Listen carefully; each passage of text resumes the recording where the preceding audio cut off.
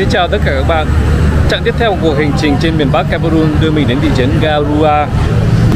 Từ thị trấn Garoua, hôm nay chúng ta sẽ tiến sâu hơn nữa lên miền Bắc của Cameroon tới thị trấn Maroua. Trên chặng đường này, hôm nay chúng ta sẽ cùng khám phá phong cảnh tuyệt đẹp của miền Bắc Cameroon, những bộ lạc súng xung quanh đây, cùng những trải nghiệm thú vị ở hai bên đường.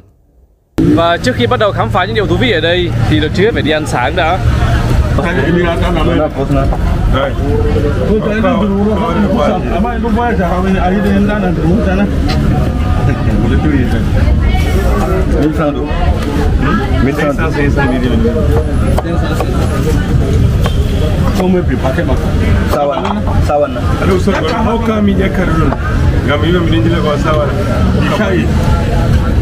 Abdo, kok besar? Người Cameroon ăn sáng bằng thịt nướng, ăn cùng hành tươi và bánh mì. Và ở thị trấn Garoua này có một tiệm thuốc rất là thú vị. Bây giờ chúng ta sẽ cùng đi tìm hiểu xem là cái tiệm thuốc này nó thú vị ở điểm nào. Mời các bạn cùng đi cùng mình. Hiện nay chúng ta đang thăm một tiệm thuốc ở Cameroon. Ở đây họ bán các loại thuốc chế biến từ các sản phẩm từ thiên nhiên, ví dụ từ vỏ cây, từ hạt và từ vỏ ốc sên nữa.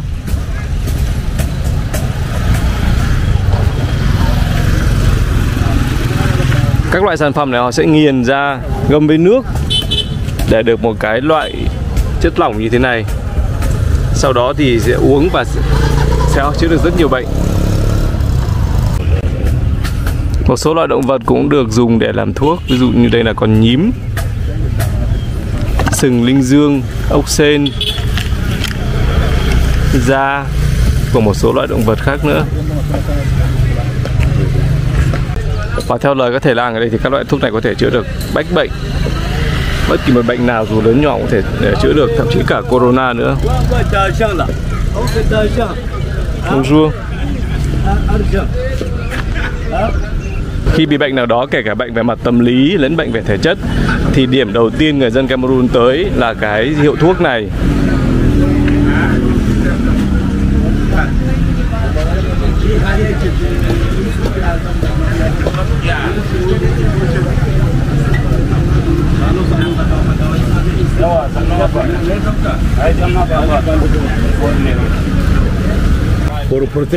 Ở cửa hàng này họ còn bán các loại bùa ngải, các bạn có thể mua để bảo vệ được mình khỏi những cái rủi ro.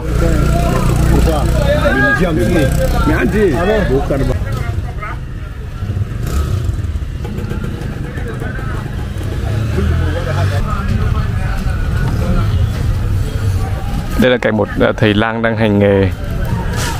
Tôi đang trộn thuốc để bán cho một cô gái khách ở kia.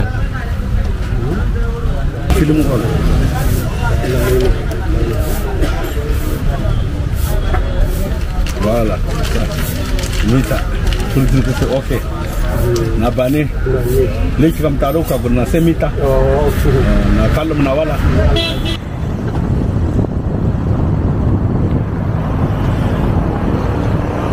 Hiện nay mình đang ngồi trên một cái cây acacia ở sa mạc ở đây ở Cameroon. Acacia là một loại cây rất phổ biến mọc ở thiên nhiên hoang dã ở châu Phi. Và càng tiến sâu lên miền Bắc của Cameroon thì phong cảnh đây hoàn toàn khác biệt rõ rệt so với lại cái vùng ở dưới kia. Cây cối không còn nhiều nữa mà thay vào đó là những cái cánh đồng savanna trải rộng kéo tận đến tận trên trời, không thấy điểm kết thúc đâu cả. Ở đây thật tuyệt vời. Phong cảnh đây có 102 Cameroon là một cái điểm đến mà mình thấy là vẫn chưa được nhận được sự chú ý đáng có. Không còn lời nào để tả nữa, mình rất ấn tượng với nơi này. Tuyệt vời luôn. Đẹp vô cùng. Và phong cảnh đây thay đổi theo từng vùng. Và phong cảnh nào ở vùng nào cũng có sự quyến rũ và cái vẻ đẹp của riêng của nó. Yeah.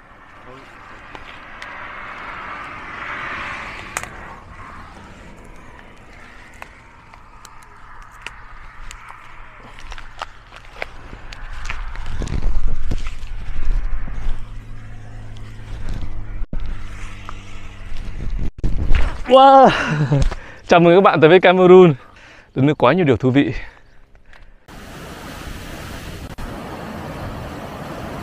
Chúng ta đang thăm hẻm núi thị trấn Kola ở miền Bắc Cameroon. Đây là một kiến tạo rất độc đáo và kỳ thú mà thiên nhiên đã ban tặng cho Cameroon. Tuy nhiên không ai biết được chính xác tuổi của cái hẻm núi đá này là bao nhiêu. Người dân sống xung quanh khu vực này truyền miệng nhau rất nhiều truyền thuyết liên quan đến sự hình thành của hẻm núi đá này, cũng như những ma lực thần bí mà nó sở hữu.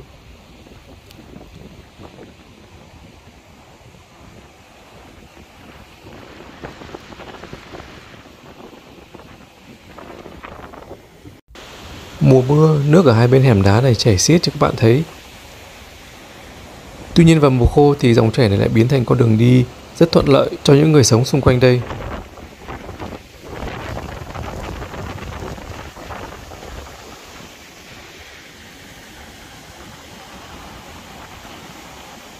Và ở khu này các bạn có thể tìm thấy những hòn đá rất là thú vị có hình tượng giống quả trứng. Đây là đá nguyên bản đây chứ không hề qua chế biến. Những cậu bé này đi tìm những cái hòn đá như này để mang ngoài kia bán. Baobab cũng là một loại cây thông dụng ở Cameroon. Lá của cây Baobab được người dân dùng làm rau. Hoa của cây Baobab là một loại hoa khá xinh xắn mà các bạn đang chiêm ngưỡng.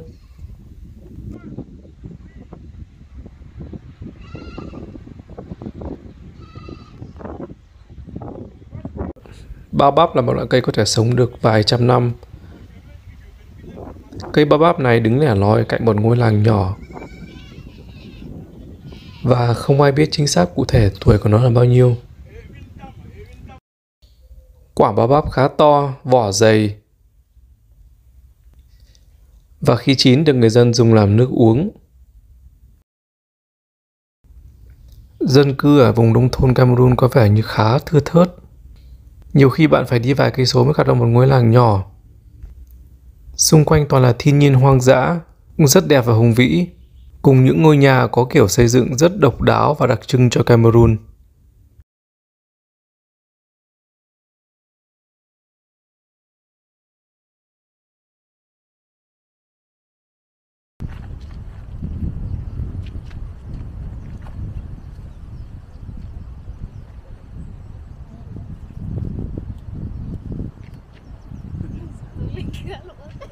Wow!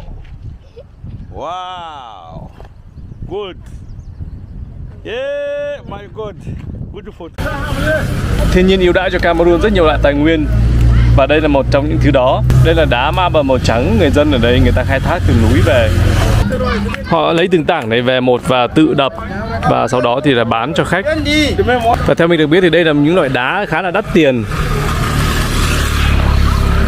Đá này còn có nhiều loại màu khác nhau. Khoảng có màu xanh,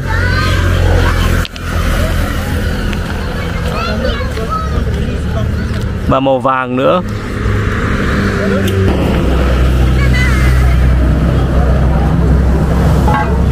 Và người dân ở đây vẫn đập hoàn toàn bằng thủ công. Ngoài ra họ còn làm những sản phẩm từ cái đá này để bán cho khách ấy. Rất đẹp.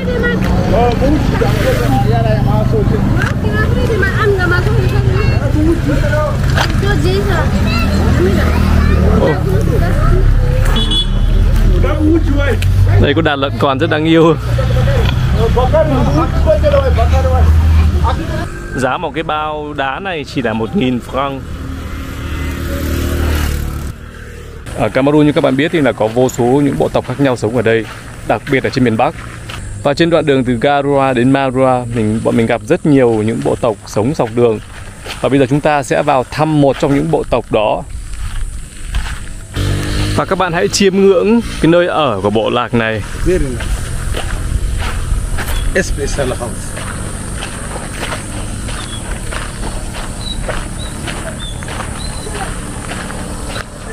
Đây là thực ra là sa mạc. Và đây là những cái dạng cây acacia. Ngay đằng sau thôi là những dãy núi đá trông rất là hùng vĩ. Mà ngay đây là những người bộ lạc Mandara sống. Bonjour. Bonjour. Chakra. Chakra. Chakra. Chakra. Thoạt nhìn ban đầu thì những ngôi nhà của các bộ lạc ở Cameroon khá giống nhau, nhưng mà nếu để ý kỹ thì các bạn sẽ thấy được sự khác biệt. Ví dụ ngôi nhà của bộ lạc Mandara này, họ xây kiên cố hơn bằng gạch và bằng vữa. Mái thì khá giống những bộ lạc khác.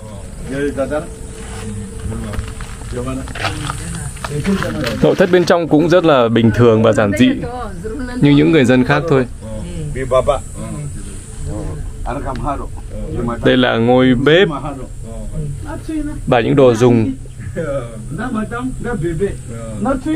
Những người Mandara không phải là những người du mục, họ sống ở một chỗ từ thế này sang thế hệ khác. Đây chúng ta đang xem một gia đình.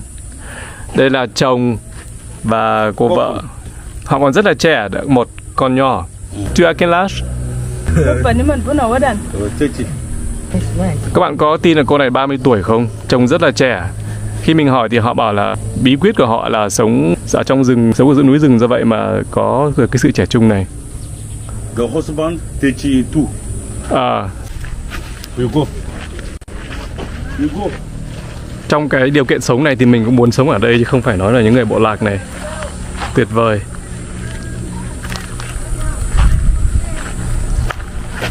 Cái ngôi làng này thì cũng không có nhiều nhà lắm, khoảng tầm chục gia đình. Bây giờ chúng ta sẽ vào thăm một vài gia đình nữa.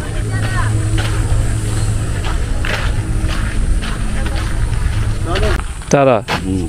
Tara. You are welcome. You are welcome.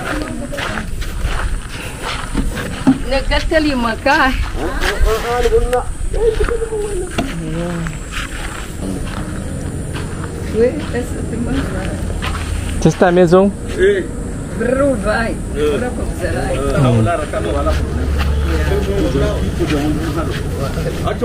Phòng ngủ của họ thì là không có một cái gì cả, rất là trống trơn. Có duy nhất một cái chiếu dài thôi.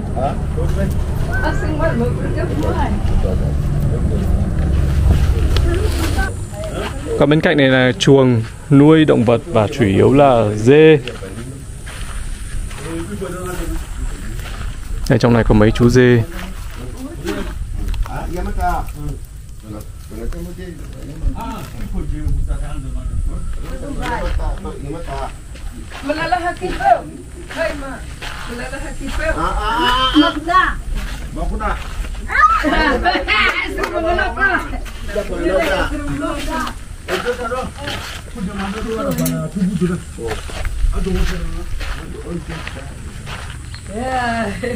Đây là nhà bếp của họ.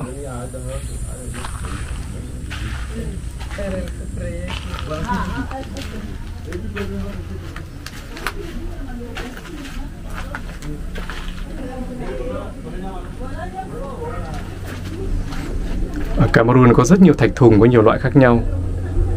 Bọn thạch thùng nó không sợ người mấy.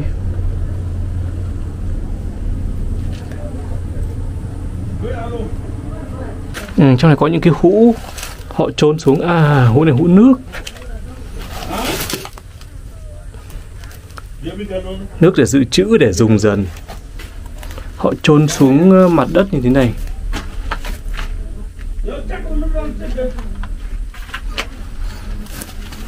Còn bên cạnh này là cũng là một hũ khác. Bên trong cũng là nước. Họ dự trữ nước để sử dụng dần. Chắc có vẻ ở đây, ở giữa sa mạc này, nước là một gì đó rất là quý và hiếm, do vậy họ phải dự trữ ở đây. Mỗi gia đình sẽ có 2 phòng ngủ. Và trong cái gian này thì cũng giống cái gian ngủ vừa nãy. Bên này còn có nhiều đồ hơn một chút, tại vì đây là phòng ngủ của phụ nữ. Phụ nữ và đàn ông sẽ không ngủ cùng nhau, họ sẽ ngủ riêng. Phụ nữ ngủ cùng con cái, còn đàn ông sẽ ngủ một mình.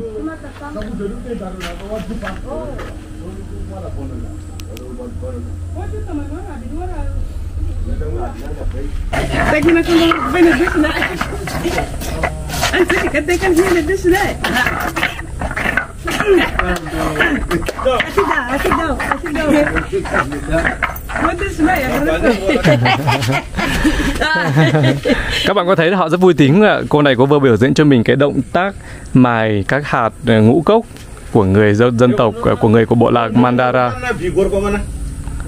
Ăn. C'est quoi? Kalbas. Ah, canvas.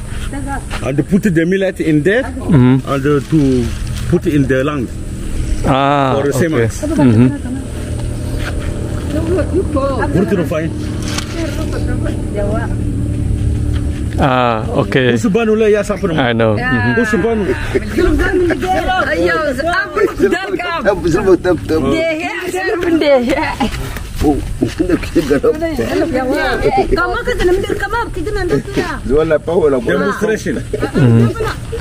Demonstration. Demonstration, yes. Я права бикосу. Дуа фигете косу. Hukumule ora.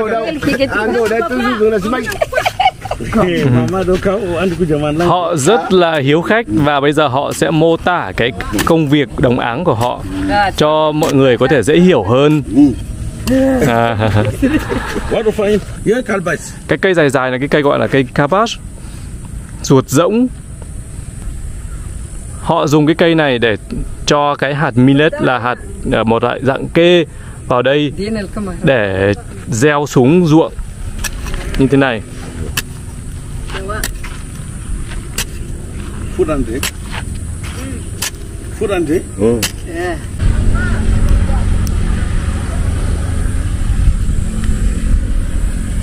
Đây là cái nông sản chính của họ, một loại hạt kê. Và họ tận dụng luôn những cái núi đá này để phơi các loại hạt mà vừa thu hoạch về.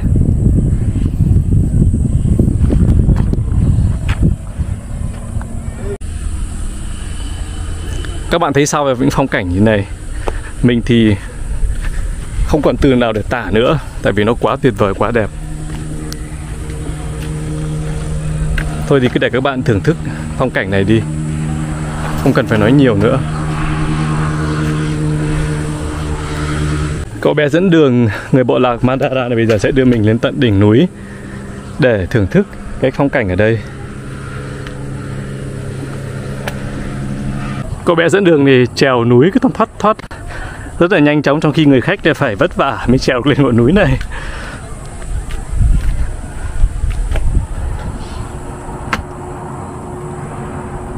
Và hiện nay mình đang ngồi trên đỉnh ở cái quả núi đằng sau ngôi làng của bộ lạc Mandara này. Các bạn hãy phóng tầm mắt xuống dưới để chiêm ngưỡng cái sự hùng vĩ và cái vẻ đẹp của thiên nhiên nơi đây.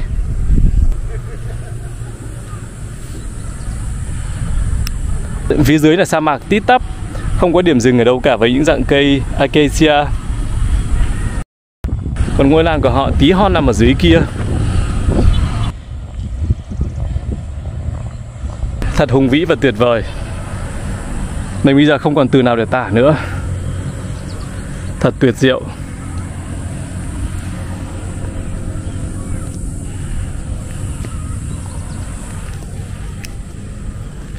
Yeah, top of the world. Trên đỉnh cao ở thế giới.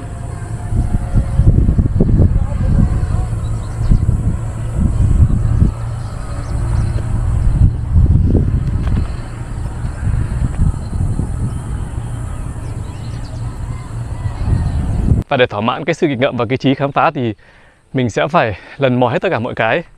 Bây giờ sẽ thử trèo cây ở sa mạc ở đây xem như thế nào.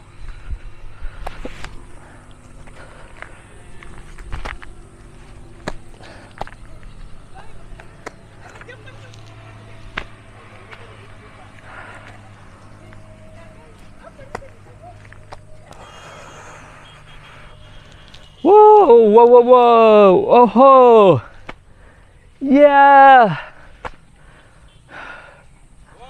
wow.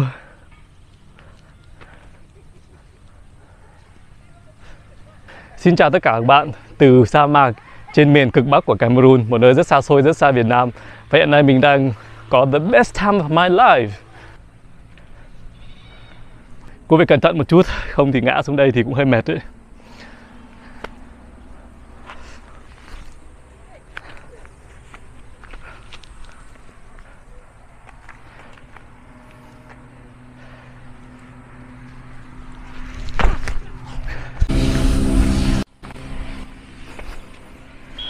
Cô gái này đang thu một loại hạt phơi đã khô.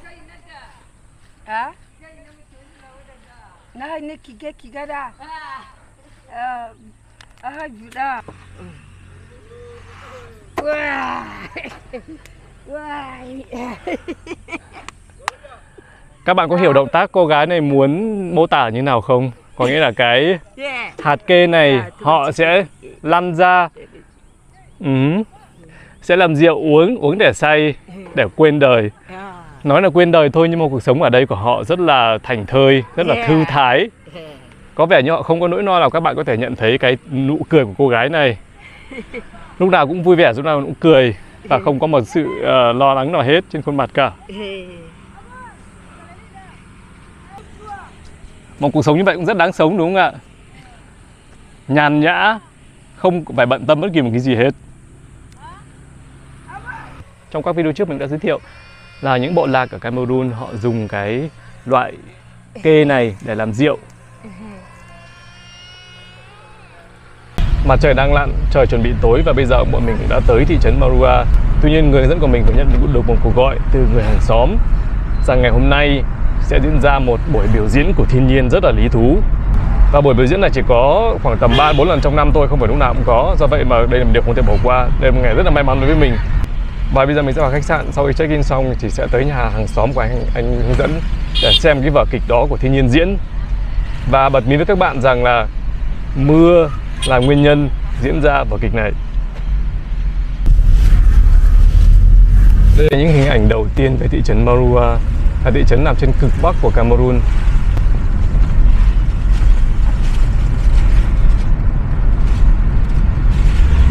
Và dân số ở đây chủ yếu là người Hồi giáo.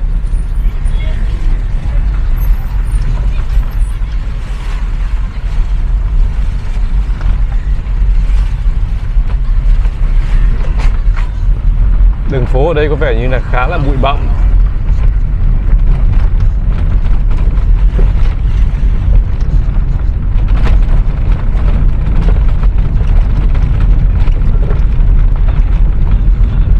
Mình vừa tới khách sạn vừa check in xong và trời bây giờ đang chuẩn bị đổ mưa. Mọi việc dường như là được sắp xếp trước thì phải. Rất là hợp lý, rất là đúng thời điểm. Và bây giờ chúng ta sẽ sang nhà anh hàng xóm kia để xem là điều gì đang chờ đợi chúng ta.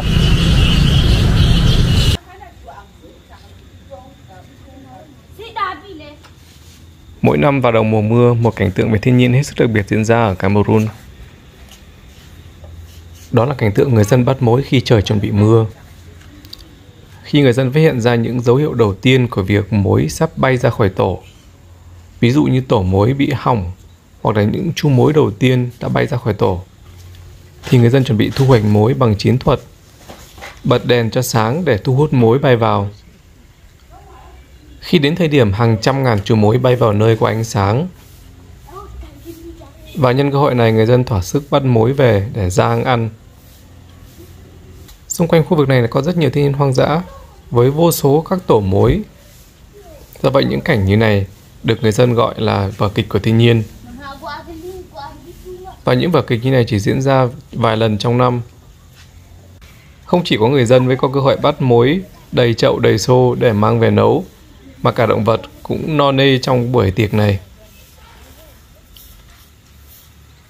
Mối là một loại thức ăn giàu dinh dưỡng và người dân chỉ có cơ hội bắt mối vài lần trong năm. Do vậy, món ăn từ mối được coi là đặc sản ở Cameroon.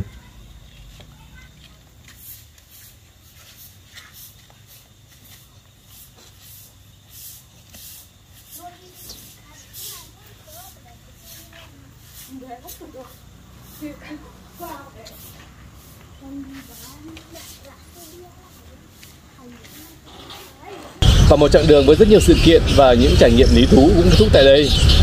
Rất cảm ơn sự chú ý, theo dõi và ủng hộ của các bạn. Hiện nay mình đang tranh thủ ăn tối một chút, sau đó sẽ đi nghỉ ngơi để ngày mai có sức tiếp tục những chặng đường mới, những trải nghiệm mới, những khám phá mới để mang đến cho các bạn những video lý thú nhất. Xin chào và hẹn gặp lại các bạn từ thành phố Garua ở miền cực bắc của Cameroon. Từ Cameroon xin chào tất cả các bạn.